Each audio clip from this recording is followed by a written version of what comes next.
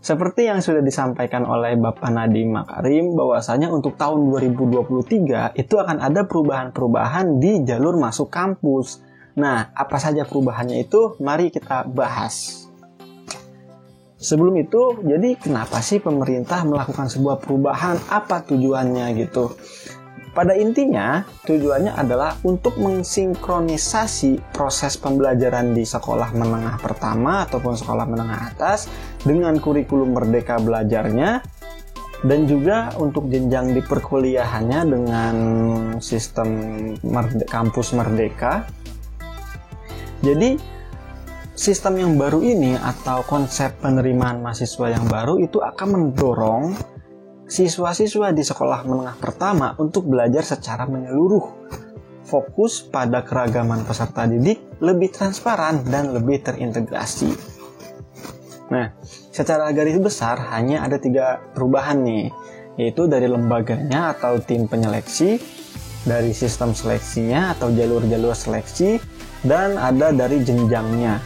Jadi nanti teman-teman tidak hanya fokus di katakanlah S1 saja gitu kan, di jenjang sarjana saja yang bisa mengikuti, tapi ada jenjang lainnya juga. Seperti apa? Mari kita bahas satu-satu. Yang pertama itu adalah lembaga. Nah, buat di tahun-tahun sebelumnya itu kita kenal dengan sebutan LTMPT, Lembaga Tes Masuk Perguruan Tinggi. Nah, jadi lembaga yang mengatur di SNMPTN, di SBMPTN sebelum-sebelumnya itu namanya LTMPT. Nah, di tahun depan atau di tahun 2023 itu akan berubah namanya menjadi SNPMB, yaitu Seleksi Nasional Penerimaan Mahasiswa Baru. Nah, ini berupa timnya nih. Lalu untuk naungannya itu di bawah BPPP atau Balai Pengolahan Pengujian Pendidikan, dan ini langsung dalam pengawasan Menteri Pendidikan, Kebudayaan, Riset dan Teknologi.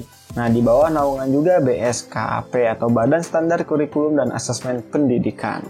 Itu yang pertama. Nah, yang kedua dari sistem seleksinya. Oh ya, kaitannya nanti teman-teman nih yang lulus di tahun sebelumnya itu ketika akan melakukan tes masuk perguruan tinggi harus mendaftar kembali. Kalau di tahun-tahun sebelumnya kan kalau teman-teman udah punya akun LTMPT-nya, udah nggak harus daftar lagi. Nah, di sini nanti teman-teman harus daftar kembali. Oke, yang kedua ada sistem seleksi. Nah, yang pertama itu adalah seleksi nasional berbasis prestasi. Kalau di tahun-tahun sebelumnya, kita kenal dengan sebutan SNMPTN atau Seleksi Nasional Masuk Perguruan Tinggi Negeri. Kita kenal juga dengan istilah jalur prestasi, gitu kan, atau jalur raport. Ini sepertinya cerah sekali. Nah, ini aja cukup kali ya. Oke.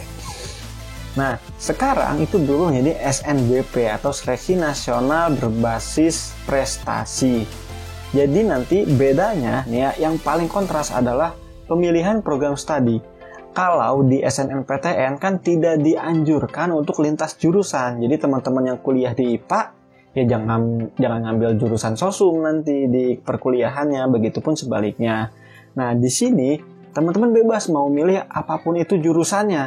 Karena nanti sistem seleksinya ya dari kampus itu sendiri dengan katakanlah merdeka bertanggung jawab. Maksudnya apa? Jadi maksudnya adalah teman-teman ketika masuk di jurusan tersebut, si pihak kampus tuh harus bisa menilai juga apakah teman-teman bisa lulus hingga akhir atau tidak gitu. Nah, itu merdeka bertanggung jawab. Tetapi tetap untuk jurusan kedokteran itu memang sudah ada peraturannya ya dari Persatuan Dokter Indonesia atau nggak salah, atau Ikatan Dokter apalah gitu. Memang jurusan IPS itu nggak boleh untuk masuk ke kedokteran. Oke, kita lanjut. Nah, lalu yang paling berbeda perubahannya, yang paling jelas perubahannya itu adalah ketentuan mata pelajaran di raport. Kalau di SNMPTN sebelum-sebelumnya itu kita bisa lihat kalau jurusan IPA itu hanya matematika, bahasa Indonesia, bahasa Inggris, kimia, fisika, dan biologi. Lalu seterusnya jurusan IPS itu, jurusan bahasa juga itu, dan SMK seperti ini. Nah, di seleksi nasional berbasis prestasi di seleksi yang baru ini, itu semua mapel masuk kriteria, nggak cuma 5 doang gitu. Kalau tadi kan IPA hanya bla bla bla bla, nggak ada sejarah di IPA, nggak masuk olahraga, nggak masuk kesenian, nggak masuk. Nah, di sekarang ini semuanya masuk. Jadi teman-teman harus bisa memaksimalkan nilai dari semua mata pelajaran. Lalu ada 2 mata pelajaran yang dianggap penting nanti oleh tiap-tiap kampusnya untuk menjadikan patokan gitu. Jadi gini teman-teman, misalkan teman-teman nanti ngambil jurusannya pertanian katakanlah ya, itu mata pelajaran yang akan ditinggikan, yang akan lebih dilihat, yang akan kayak ditonjolkan gitu, ya pasti biologi dan juga kimia. Nah, di sini teman-teman bisa melihat anjuran mapel pendukung oleh pemerintah di Kepmen 345/M/2022 atau ya _M/2022. Teman bisa search di Google dan bisa di-download. Lalu mapel anjuran dari pemerintah ini hanya satu. Misalkan untuk pertanian ditulisnya kimia saja. Nah, satu laginya nanti bebas dari pihak kampus mau apa. Ataupun juga misalkan ternyata tidak sesuai anjuran dari pemerintah, ya itu mah kan hanya sebatas dalam tanda kutip anjuran. Jadi nanti yang memegang kuasanya 2 mata pelajaran ini apa yang dipilih ya dari pihak kampusnya. Oke, kita lanjut. Nah, yang kedua itu adalah seleksi nasional berbasis tes. Kalau sebelumnya kita tahu namanya SBMPTN atau seleksi bersama masuk perguruan tinggi negeri. Nah, sekarang ada namanya SNBT atau seleksi nasional berbasis tes. Jadi perubahan yang paling kontras apa? Perubahan yang paling terlihat itu apa? Di sini gue cantumkan ya dari situs resmi sih semuanya. Jadi untuk SBMPTN dan SNBT tetap menggunakan konsep UTBK, ujian tulis berbasis komputer. Jadi UTBK itu bukan jalur. Banyak orang yang bilang cara mudah masuk lolos di UTBK. UTBK tuh bukan jalur gitu. Dia hanya konsep tesnya aja. Nah, nama jalurnya sebelumnya SBMPTN, sekarang SNBT. Di SBMPTN ada 2 kategori biaya, 200.000 dan 300.000. Kenapa? Karena pada saat itu masih ada ujian campuran gitu kan. Bagi yang mau melintas jurusan kan ke situ tuh ujian campuran. Nah, sekarang di SNBT hanya satu jenis ujian saja dan biayanya 200.000. Kenapa bisa begitu? Nah, masuk nih ke penjelasannya selanjutnya, yaitu materi UTBK di SBMPTN itu ada tes potensi skolastik, ada tes kemampuan bahasa Inggris dan tes kemampuan akademik. Nah, baik sosum maupun saintek. Dan penekanan tes pada jadi jenis soal itu HOTS gitu kan, yang lebih menekankan pada penalaran teman-teman. Nah, sedangkan di SNBT itu yang tes TKA dihilangkan. Jadi nanti nggak terlalu susah lah, dalam artian ya nggak harus menghafal rumus-rumus kimia, nggak harus menghafal apalagi ya nama-nama tempat gitu. Yang penting teman-teman nanti lebih difokuskan kepada tes potensi skolastik, literasi dalam bahasa Indonesia dan bahasa Inggris, lalu penalaran matematika. Kalau penalaran matematika ini pasti ada karena itu berguna nanti untuk kehidupan teman-teman berkuliah di jurusan manapun. Nah, oke, kita lanjut. Yang terakhir ini adalah mandiri. Di seleksi masuk ya, itu ada seleksi masuk mandiri. Nah, banyak masyarakat menganggap bahwasannya jalur mandiri ini jalur uang gitu kan, siapa yang punya uang bisa masuk di sini. Nah, tetapi pemerintah menekankan kembali bahwasannya jalur mandiri ini benar-benar pure itu di jalur tes.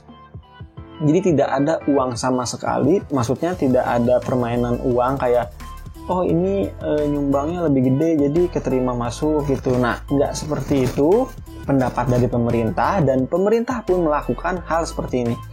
Jadi sebelum pelaksanaan tes mandiri, PTN itu wajib melaporkan beberapa hal, diantaranya 1, jumlah calon mahasiswa yang akan diterima di masing-masing program studi. Yang kedua, metode penilaiannya nih, apakah akan tes lagi atau juga bisa berdasarkan tes SNBT atau hasil UTBK sebelumnya. Nah, yang ketiga, metode penilaian calon mahasiswa lainnya yang diperlukan, misalkan apakah ada memerlukan nilai raport atau prestasi atau portofolio apapun itu. Nah, itu harus dijelaskan, harus dibeberkan gitu ke masyarakat. Nah, Sesudah pelaksanaan tesnya pun harus dilaporkan beberapa hal, diantaranya jumlah peserta seleksi yang lulus dan juga sisa kuota yang belum terisi jika ada. Jadi katakanlah kalau awalnya itu diumumkan 100 kursi lah gitu, 100 kursi, ternyata yang baru mengisi 80 kursi nih. Nah itu baru mengisi 80 kursi, sisanya 20 kursi ya harus dilaporkan. Lalu yang kedua, masa sanggah selama 5 hari kerja setelah pengumuman hasil seleksi. Nah, masa sanggah ini tujuannya untuk apa? Ya kita tahulah, di Indonesia masih banyak kekurangan kayak websitenya down gitu kan, terusnya nggak bisa dibuka, apa segala macam. Nah itu diberikan masa sanggah oleh pemerintah. Yang ketiga, itu ada tata cara penyanggahan hasil seleksi. Nah, di penyanggahan ini nggak cuman diberikan kesempatan kepada PTN untuk memperbaiki entah websitenya yang down apa segala macam, tetapi buat teman-teman, buat masyarakat, kalau menemukan kecurigaan ataupun juga ada kayak kayaknya ini prakteknya salah nih, harusnya prakteknya nggak kayak gini. Nah, masyarakat bisa ikut melaporkan, dan melaporkannya juga ya ini dalam masa sanggah ini, jangan terlalu lama gitu melaporkannya, ataupun pada saat pelaksanaannya teman-teman punya bukti yang kuat bisa ikut melaporkan. Lalu yang ketiga, itu yang paling berubah adalah jenjang pendidikan. Kenapa sih jenjang pendidikan ikut berubah juga? Jadi pada SNPMB tahun ini itu ada 3 jenjang yang bisa teman-teman ikuti, yaitu D3, D4, dan S1. Sehingga politeknik negeri kini bisa bergabung dengan sistem SNBP ini. Jadi pas teman-teman nanti ikut SNMPTN, jalur prestasi ataupun jalur tes, nah teman-teman yang mau masuk politeknik bisa nih ikut ke sini. Jadi nanti pilihannya bisa sangat-sangat jelas lah gitu.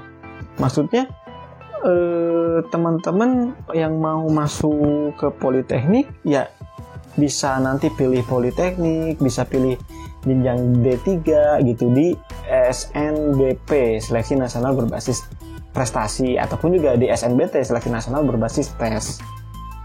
Nah, lalu apakah skema ini tidak menurunkan standar masuk PTN? Karena kan kita tahu tadi dibahas bahwasanya tes tes akademik, tes kemampuan akademik TKA dihilangkan. Jadi hanya TPS saja, tes kemampuan skolastik.